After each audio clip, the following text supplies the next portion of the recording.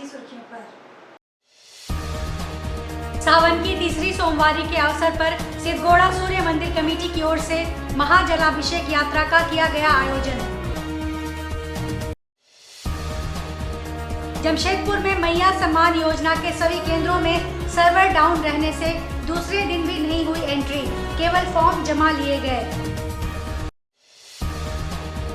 सेवक chamber of commerce and industries द्वारा किया गया रक्तदान शिविर का आयोजन। जमशेदपुर में सावन के तीसरे सोमवारी पर सिद्धगोड़ा सूर्य मंदिर कमेटी की ओर से महाजलाभिषेक यात्रा का आयोजन किया गया। इस जलाभिषेक यात्रा में उड़ीसा के महामहिम राज्यपाल रघुवर दास पूरे परिवार के साथ शामिल हुए। बारीडीह नदी घाट से 3 किलोमीटर पैदल यात्रा कर हजारों भक्तों के साथ पैदल चलकर जल लेकर सूर्य मंदिर में भोलेनाथ शंकर का जलाभिषेक किए। इस दौरान पूरे रास्ते पैदल यात्रा करने वाले भक्तों के साथ पूर्व मुख्यमंत्री सह उड़ीसा के राज्यपाल रघुवर दास का लोगों ने फूलों से स्वागत किया। इस दौरान पूर्व शहर बोल बम के नारे से गूंज रहा था। बैंड बाजे और झांकी के साथ यहां जलाभिषेक यात्रा सूर्य मंदिर धाम पहुंचा, जहां पूर्व मुख्यमंत्री एवं उड़ीसा के राज्यपाल रघुवर दास ने देवों के देव महादेव का जलाभिषेक किया। राज्यपाल रघुवर दास ने इस पुनीत कार्य को लेकर धन्यवाद दिया। उन्होंने कहा कि प्रत्येक वर्ष की भांति सूर्य मंदिर कमेटी द्वारा इस कार्यक्रम में स्वर्ण रेखा का पवित्र जल लेकर जलाभिषेक यात्रा का आयोजन किया गया। वहीं सुल्तानगंज से एक टैंकर गंगा जल भी मंगाया गया, ताकि जो भक्त सुल्तानगंज जाकर बाबा को जल नहीं चढ़ा पाते हैं वह यह गंगा जल लेकर महादेव को चढ़ाएं। साथ ही साथ सूर्य मंदिर धाम के शंख मैदान में 12 ज्योतिर्लिंगों की स्थापना इस सावन भर के लिए की गई है, ताकि भक्तों को श्रद्धालुओं को यहाँ पर भारत का 12 ज्योतिर्लिंग के दर्शन हो जाए। उन्होंने झारखंड उड़ीसा के साथ पूरे देश के लिए सुख शांति समृद्धि की कामना देवों के देव महादेव से की है। सूर्य मंदिर समिति द्वारा वर्षों से तीसरी सोमवारी को जमशेदपुर के हजारों शिव भक्तों, जिसे विशेषकर महिला शक्ति, नारी शक्ति की बड़ी भागीदारी होती है, उसी के तहत इस बार भी थर्ड सोमवारी को सूर्य मंदिर कमेटी द्वारा आयोजित जलाभिषेक यात्रा में हम सब ने देखा हजारों की संख्या में शिव भक्त, महिलाएं, पुरुष, नौजवान उपस्थित थे और स्वर्णरेखा नदी से जल लेकर, और विशेष करके इस बार सूर्य मंदिर समिति ने सुल्तानगंज से गंगा जल लाकर, जो हमारे कांवरिया शिव भक्त सुल्तानगंज नहीं जा पाते, बाबा धाम नहीं जा पाते, उनको ध्यान में रखकर इस बार एक ट्रक गंगा जल लाकर सभी लोग उसका जल लेकर सूर्य धाम में जलाभिषेक करने का काम किया। इस बार और ख़ासियत यह है कि 12 ज्योतिर्लिंग इस शंख मैदान में पूरा सावन भर जो हमारे शिव भक्त हैं उनके दर्शनार्थी के लिए, जो आर्थिक दृष्टिकोण से 12 धाम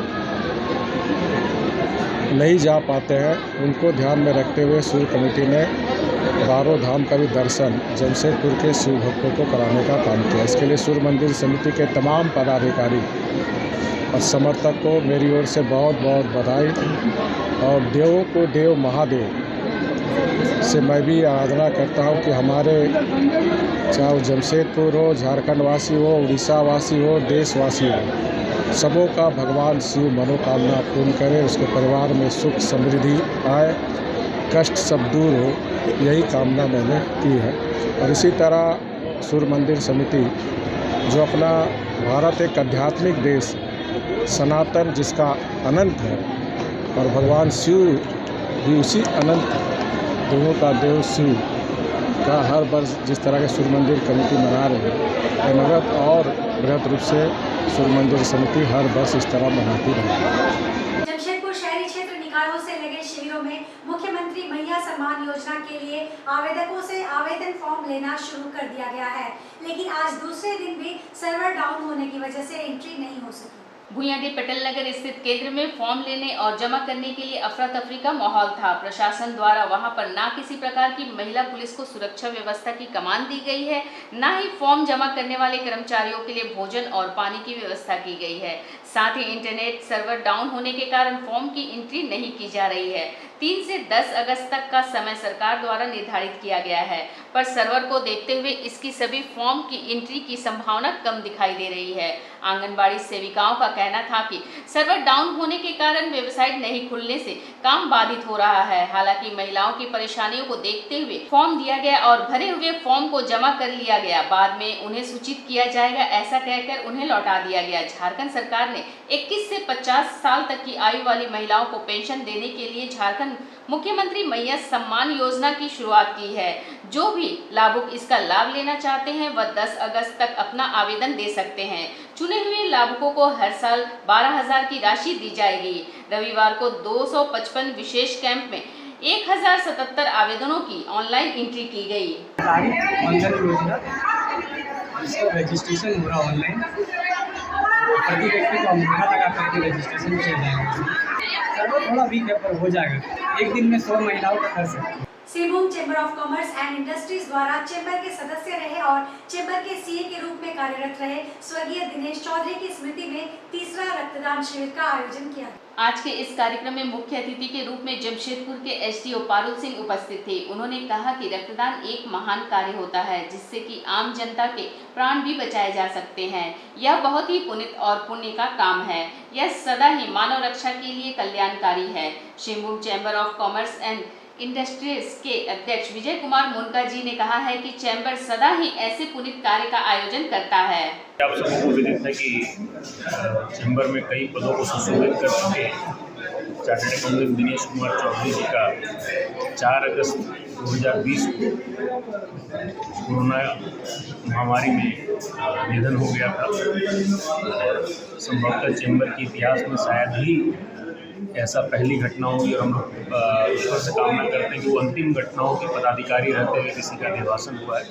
उन्हीं की याद चैम्बर में सदैव बनाए रखने के लिए, उनकी याद हम सबों के हृदय में सदैव अंकित रहने के लिए उनकी देहांत की तिथि 4 अगस्त को उनका देहांत हुआ था और 5 अगस्त को उनका अंतिम संस्कार हुआ था। आज 5 अगस्त को उनकी स्मृति में रक्तदान शिविर का आयोजन किया गया है और उनकी आज चतुर्थ पुण्यतिथि है और चतुर्थ पुण्यतिथि में तीसरा रक्तदान शिविर चैम्बर भवन में आयोजित किया गया है, जिसमें कि सभी व्यापारी बंधु पार्टिसिपेट कर रहे हैं। सावन का महीना है, सोमवार का दिन है, उसके बावजूद भी रक्तदाताओं का लगातार आना जाना लगा हुआ है और कहीं ना कहीं हम सब जानते हैं कि रक्तदान की क्या महत्वता है और दिवंगत आत्मा की सच्ची श्रद्धांजलि रक्तदान के प्रति ही हम लोग सब देने का प्रयास कर रहे हैं और ईश्वर दिवंगत आत्मा को अपने श्री चरणों में स्थान दे के रखे होंगे और उनकी सुभाषित से चैम्बर का कार्य अच्छे से चलता था